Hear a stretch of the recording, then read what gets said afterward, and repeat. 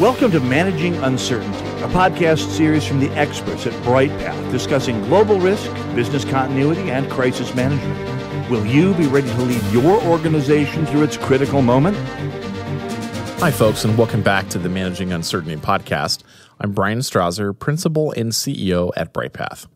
On today's episode, I wanted to talk a little bit about what successful incident or crisis management looks like when you're inside of an organization, when you're a leader in a nonprofit, in a Fortune 500 company, a public sector agency that's undergoing a major incident or a crisis situation. Whether you're involved in the process or not, what does that look like? Like, how do we know that that's a successful incident management, crisis management process?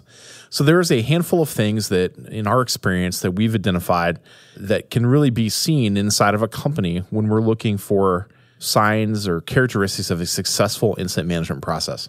The first thing that we see is that there's a radar screen.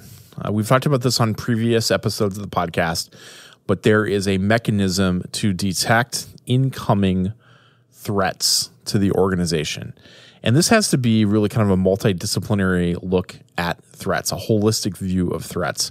It might be things like your cybersecurity detection tools being used by a SOC or by an incident, an ISAC kind of team inside the organization. It could be proprietary global intelligence services that you use through third parties or an internal global intelligence team.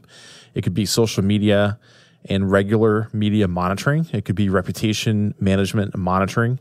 It could be your leading indicators of core business analytics like sales, shipping, your supply chain analytics, and et cetera. But that you have these tools put into place where you're able to see the incoming threat. The second characteristic that we see in successful organizations is a rapid response process.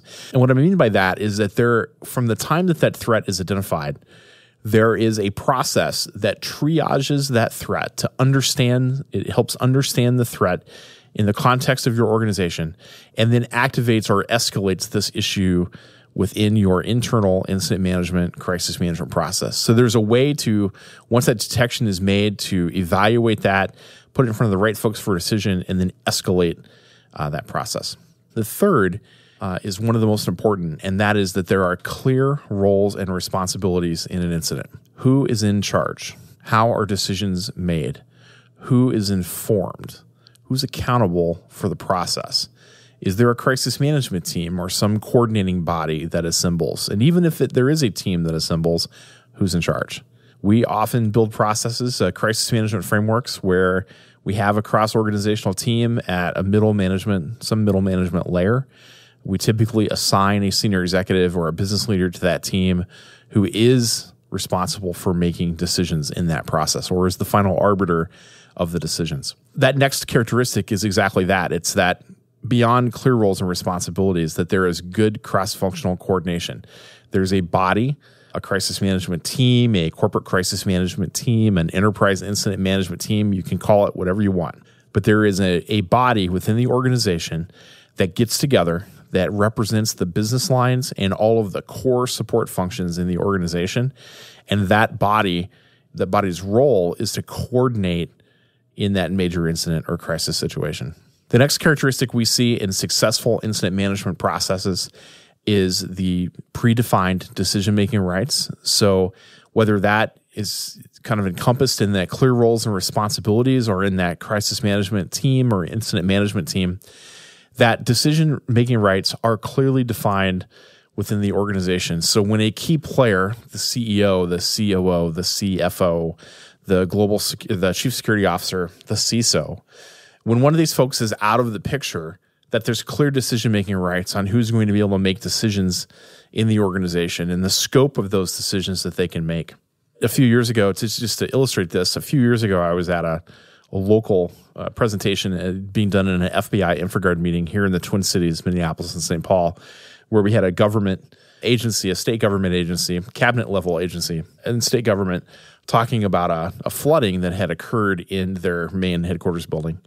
And because the commissioner was out of pocket and not able to be reached, and the deputy commissioner or assistant commissioner, whatever the right title was also out of pocket and couldn't be reached, there was no one who was legally authorized under their regulations to declare a disaster and allow them to start expending money in order to respond to this incident. And they needed to make some decisions around sending people home and authorizing repair and flood remediation and some things. And the only way they were able to solve this was to send someone to go find the deputy who was camping in some remote part of the state in order to get a document signed and then respond to this situation that they had ongoing. So this is, of course, a little different in government, where there's some legal implications that might be defined in statute, but certainly for companies and nonprofits, having clear decision-making rights in place, and even for government agencies pursuing a legislative solution for this if necessary, so that you can make these decisions when the disaster hits. The next characteristic that we see is a good, clear path of escalation for decisions. As we build crisis management frameworks, we always advocate for, as we mentioned, some type of cross-functional coordinating body, like a crisis management team in one of the middle management layers, to take on a lot of the day-to-day operations for an incident or crisis situation. But what you do want is that there's a clear path of escalation to get above that group to the executives for things that executives need to approve.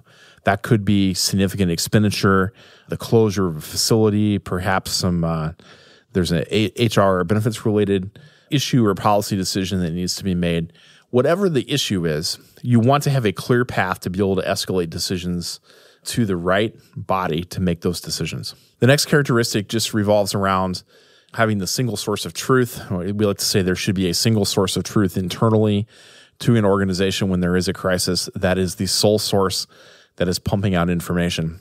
We usually advocate for this to be like a command center, a global security operations center, or something similar to that. Maybe you call it a war room. I know some companies have a reputation management war room, perhaps.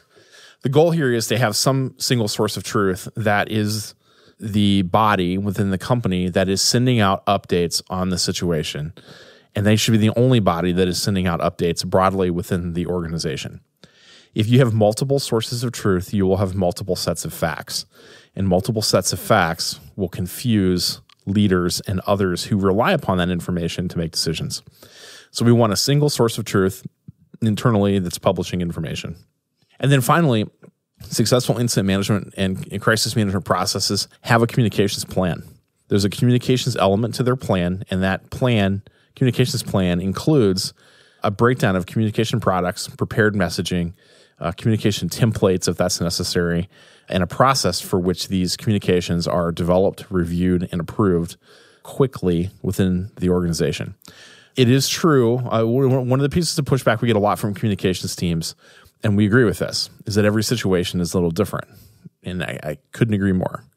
However, there's a number of risks that each of us identify that are the things that are most likely to happen to our company. You should prepare messaging, at least begin messaging templates perhaps even, for your organization based on those top 10, 15, 20 risks that you think are going to happen. You can fill in the blanks in those communications before you publish them, but the key messages are things that you can think about and plan out today, and then review them every 6 months and make sure that they're current. Not having some pre-planned messaging is a recipe for disaster, because you will not have time to develop the robust communication plans in the moment in most of your situations than you would if you plan them out in advance. So these are some of the characteristics that we see when we're looking at crisis and incident management processes that we see in successful organizations. So again, a radar screen to see inbound threats, the ability to rapidly identify, triage, and escalate or activate your process from the radar screen, the rapid response process, clear roles and responsibilities in an incident, a cross-functional coordination body, predefined decision-making rights, a clear path of escalation for decisions, a single source of truth internally, and then a good communications plan with planned communication products, messages, and templates. So again, with our experiences, these are the characteristics that we see in successful organizations when it comes to incident and crisis management. What are yours? Drop us a note at contact@bryghtpath.com and let us know if you have seen other characteristics of successful incident and crisis management organizations. We love to hear your thoughts. That's it for this week's episode of the Managing Uncertainty podcast. We look forward to talking with you next week. Thanks for listening to this episode of Managing Uncertainty, produced by the experts at Bryghtpath. To receive notifications of new episodes, join our newsletter at bryghtpath.com or subscribe through your favorite podcast player, such as iTunes or Google Play. Learn more about the services and trusted advice from Bryghtpath by visiting bryghtpath.com. That's BRYGHTPATH.com.